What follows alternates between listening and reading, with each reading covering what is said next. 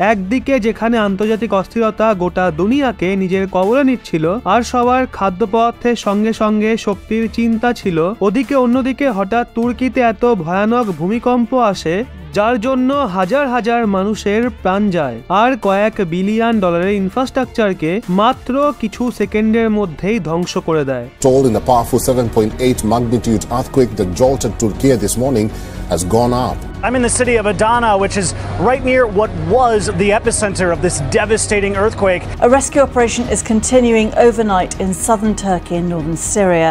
এই ভূমিকম্প তুর্কি সিচুয়েশন পুরোপুরি বদলে দেয়, যার পর তুর্কিকে লেভেল 4 এর অ্যালার্ম জারি করতে হয়। বন্ধুরা, লেভেল 4 এর অ্যালার্ম তুর্কি তখনই জারি করে যখন তাদের দেশে কোনো ভয়ানক দুর্যোগ আসে যার সঙ্গে তারা স্বয়ং মোকাবিলা করতে পারবে না, তাদের ইন্টারন্যাশনাল সহায়তার প্রয়োজন পড়ে। সেই জন্য এখন গোটা দুনিয়া তুর্কিকে সহায়তা করার জন্য প্রস্তুতি নিচ্ছে। কিন্তু ভারত এখানেও গোটা বিশ্বকে পেছনে ফেলে তুর্কিকে এই সংকটকালীন সময়ে সহায়তা পাঠানোর জন্য একটা অনেক বড় পদক্ষেপ নিয়ে ফেলে, যার জন্য তুর্কির জনতাই নয় বরং ওখানকার সরকারও আগামী কয়েক বছর পর্যন্ত এটা মনে রাখবে। আসলে কিছু ঘন্টা আগে তুর্কিতে অনেক ভয়াবহ ভূমিকম্প আসে যা 7.8 ম্যাগনিটিউডের ছিল। এটা বিশ্বের ওই ভয়ানক ভূমিকম্পগুলোর মধ্যে একটা ছিল আর হয়তো তুর্কির ইতিহাসেও সব থেকে ভয়ানক ভূমিকম্পের মধ্যে এটা একটা। এক্ষেত্রে এই ভূমিকম্প তুর্কির শহরগুলোকে পুরোপুরি বরবাদ করে দেয়। এর প্রভাব সিরিয়ার এলাকাগুলো দেখতে পাওয়া যায় আর এর ফলে এখনো পর্যন্ত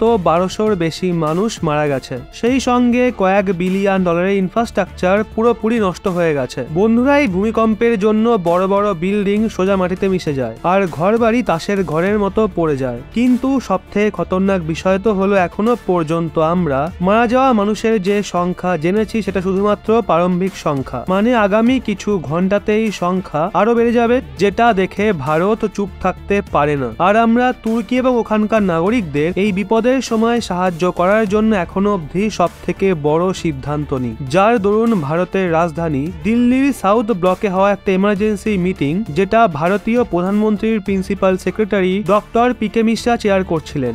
এই মিটিং এ ভারত এই সিদ্ধান্ত নিয়েছে আমরা তুর্কিকে সহায়তা করার জন্য এনডিআরএফ এর 2টো টিম পাঠাবো। প্রত্যেকটা টিমে 50 জন থাকবে, মানে টোটাল 100টা মানুষের রেস্কিউ ফোর্স ভারত তুর্কিতে পাঠানোর জন্য তৈরি আছে। এটুকুই নয়, বরং এই টিমে ট্রেন ডগ স্কোয়াডও থাকবে। প্রয়োজনীয় উপকরণের সঙ্গে তাদের তুর্কি পাঠানো হবে। লেটেস্ট রিপোর্ট অনুযায়ী ভারত তুর্কি সরকারের সঙ্গে অনবরত যোগাযোগে রয়েছে আর ওই টিমকে তুর্কি অনুসারে ওখানে পাঠানোর জন্য ভারত পুরোপুরি প্রস্তুতি নিচ্ছে। সেই সঙ্গেই 100 জন মানুষের রেস্কিউ টিমে আমরা অনেক প্রয়োজনীয় ইকুইপমেন্ট পাঠাবো, যাতে এই মানুষজন ওখানে গিয়ে সাধারণ নাগরিকদের সহায়তা করতে পারে। বন্ধুরা, এটুকুই নয়, বরং এই 2টো টিমের পর আমরা প্যারামেডিক্সের একটা নতুন টিমও পাঠাবো, যারা প্রয়োজনীয় মেডিসিন এবং মেডিকেল ইকুইপমেন্ট নিয়ে তুর্কি পৌঁছাবে। মানে ভারত না শুধু ডিজাস্টার রিলিফে তুর্কিকে সহায়তা করছে, বরং আমরা প্রয়োজনীয় মেডিকেল সুবিধা প্রদান করার জন্য সম্পূর্ণ চেষ্টা করছি, যাতে তুর্কি সিচুয়েশন কিছুটা নরমাল করা যায়। আপনাদের জানাই তুর্কি সরকার ভারতের তরফ থেকে আসা সহায়তায় অনেক পজিটিভ ভাবনা রাখে। মানে এখন যেখান থেকেই সাহায্য আসবে সেখান থেকেই সাহায্য গ্রহণ করা তুর্কির জন্য অত্যন্ত জরুরি,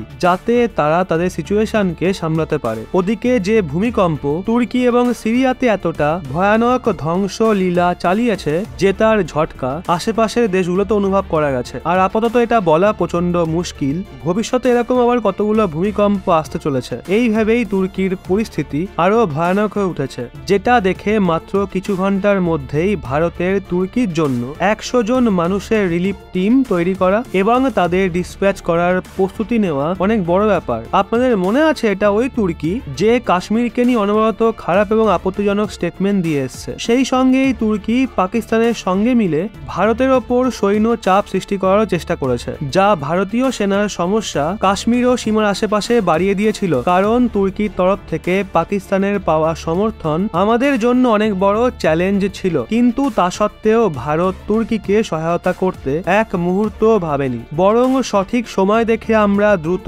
তুর্কিকে সাহায্য করা শুরু করে দিই, যা ভারতের মানবতাবাদী চিন্তাধারাকে ফুটিয়ে তোলে। আর যদি কিছু মাস আগের কথা বলি, তো যখন ইউক্রেন যুদ্ধ শুরু হয়েছিল তখনও ভারত মানবতার এক এমনই উদাহরণ দিয়ে পাকিস্তানি ছাত্রদের যুদ্ধক্ষেত্র থেকে বের করে এনেছিল, যার এরপর গোটা পাকিস্তান জুড়ে ভারতের প্রশংসা করা হয়। যেই পাকিস্তানি ছাত্রদের স্বয়ং তাদের দেশেই বের করতে পারে না, তাদের ভারত সুরক্ষিতভাবে নিজের দেশে পাঠায়। এর থেকেই আপনারা আন্দাজ করতে পারেন ভারত কেন বিশ্বে এক মহান দেশের আসনে বসে আছে। কারণ আমরা বিপদের সময় আমাদের শত্রুদের সাহায্য করা থেকেও পিছু হটি না, আর মানবতার ওপর কোনো অন্য মানসিকতার প্রভাব ফেলতে দিই না, যার জন্য আজ গোটা বিশ্ব ভারতকে সম্মান করে আর আমাদের এক লিডার রূপে দেখা শুরু করে দিয়েছে, যার জন্য রাষ্ট্র হিসাবে আমরা আরো মজবুত হব আর এটা বিশ্বে আমাদের সম্মানও অনেক বাড়িয়ে দেবে। তো বন্ধুরা, এই বিষয়ে আপনাদের কি মনে হয়? তুর্কিকে সহায়তা করে কি ভারত একদম ঠিক কাজ করেছে? আপনার রায় কমেন্টের মাধ্যমে আমাদের অবশ্যই জানান।